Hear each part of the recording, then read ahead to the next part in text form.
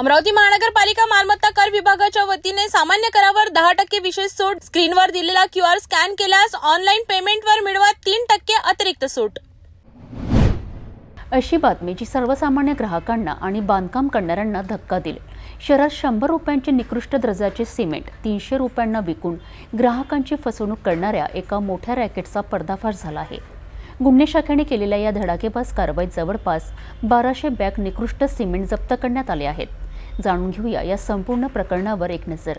शहरापासून जवळच असलेल्या मासोद, काटआमला आणि नवसारी येथील 3 गोदामांवर गुन्हे शाखेने एकाच वेळी धाड टाकून या फसवणुकीच्या रॅकेटचा पर्दाफाश केला आहे। या गोरख धंद्यात कालबाह्य झालेले आणि खराब झालेले सिमेंट नामांकित कंपन्यांच्या रिकाम्या बॅगांमध्ये भरले जात होते। हे सिमेंट 100 रुपये प्रति बॅग पेक्षाही कमी दराने विकत घेतले जात होते। त्यानंतर दगड झालेले सिमेंट बारीक करून आणि गाळून पुन्हा पॅक केले जात होते। पुढे हेच निकृष्ट सिमेंट होलसेलमध्ये 250 रुपये ते किरकोळ बाजारात 300 ते 350 रुपये प्रति बॅग दराने विकले जात होते।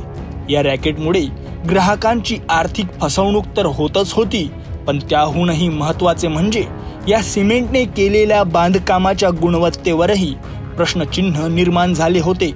मासोद येथील गोदामातून 700 बॅग निकृष्ट सिमेंट जप्त करण्यात आले आहे।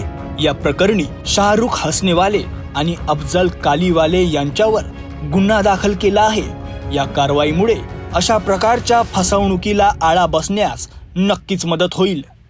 बेचा जिसके माध्यम से बेचे जाते हैं और शेख अफजल है, वो भी रहने वाला फैजलपुरा का है। और फिर उसने ये जो गोडाउन बताया कि भंडारा में भी है और नौसारा में भी है। तो अभी यहाँ पे भंडारा में आए हैं, ये यूसुफ करके जो है गौलीपुरा में रहने वाला भंडारा का, उसका ये गोडाउन है। वो भी इसी प्रकार का काम कर रहा था। हमारे यहाँ पे हमारे भंडारा पुलिस स्टेशन के पुलिस निरीक्षक जीते साहब भी आई है और ज्वाइंट हमने यहाँ पे कर। कितने आरोपियों की संख्या हो सकती है? अभी फिलहाल में तो कम से कम 3 आरोपी तक कन्फर्म हो रहे हैं। एक शेख शाहरुख, एक अफजल और एक कयूम, यहाँ पे सौदागर यूसुफ करके है, वो है। बाकी दूसरा मालूम है। सर, तक्रार एसीसी कंपनी केली होती की आपल्या गुप्त बातमीदाराकडून माहिती मिळाली होती? नहीं, हमारा एक गुप्त बातमीदारातर्फे माहिती मिळाली और आगे की कार्रवाई फिर हम सुबह से शाम तक सर आपने जो रेड करे 3 जगह पर, अंदाजन ऐसे कितने रुपए का माल या बोरियों की संख्या कितनी रही? कम से कम 1200 बोरिया है कम से कम। ये इसमें आरोपियों की संख्या बढ़ सकती है सर? आरोपी के जो मुख्य इनको जो इन्वॉल्व है, जो इस कंपनी को ये स्क्रैप में दिया गया था मटेरियल, अच्छा। उन्होंने रीयूज करने के लिए मार्केट में बेचा, तो वो भी अभी आरोपी के